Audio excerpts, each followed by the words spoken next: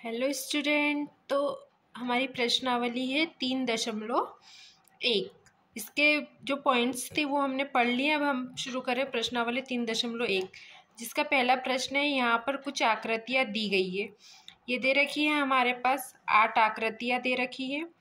अब इन आकृतियों में से हमें ये छांटना है कि पहला साधारण वक्र कौन है, साधारण बंद वक्र कौन है, फिर बहुभुज कौन है, उत्तल बहुभुज कौन है, अवतल बहुभुज कौन है। तो पहला हमको बताना है साधारण वक्र।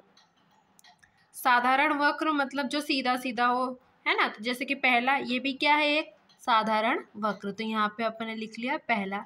दूसरा भी क्या है, साधारण वक्र। ठीक है। तीसरा है क्या, साधारण नहीं है, इसमें डबल लाइन है तो ये तीसरा नहीं है। चौथा है क्या, ये भी नहीं है क्योंकि ये आपस में एक दूसरे को क्रॉस कर रहे हैं। फिर पांचवा देखो, ये सीधा सीधा बन रहा है तो इसका आंसर हो जाएगा पांचवा भी। छठा भी सीधा सीधा बन रहा है तो ये हो गया छठा। सातवां भी बन रहा है ये, तो ये हो गया सातवां। ठीक है, ये हो गए हमारे साधारण वक्र। अब साधारण बंद वक्र चाहिए। तो देखो ये भी बंद है, ये भी बंद है साधारण में। और कौन सा था, पांचवा, ये भी बंद है। छठा भी बंद था, सातवां भी बंद था।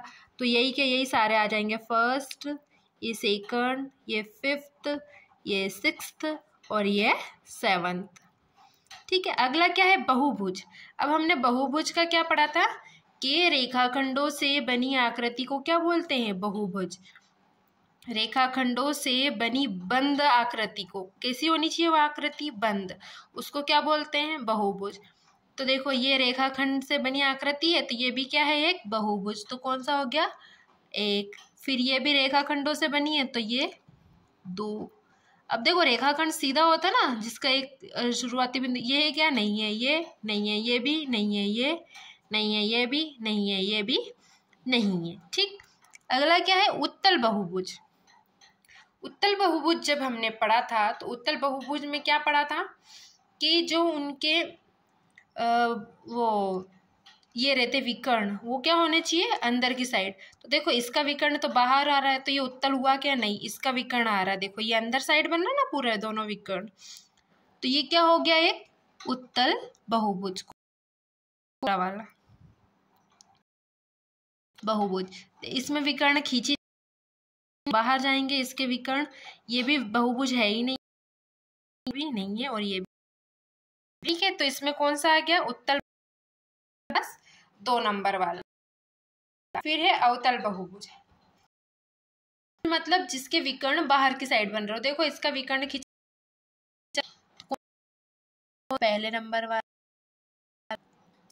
इसमें विकर्ण बाहर बन रहा है, ये बाहर, तो विकर्ण बाहर बन रहा तो चौथा नंबर वाला। ठीक है, क्वेश्चन कर लिया।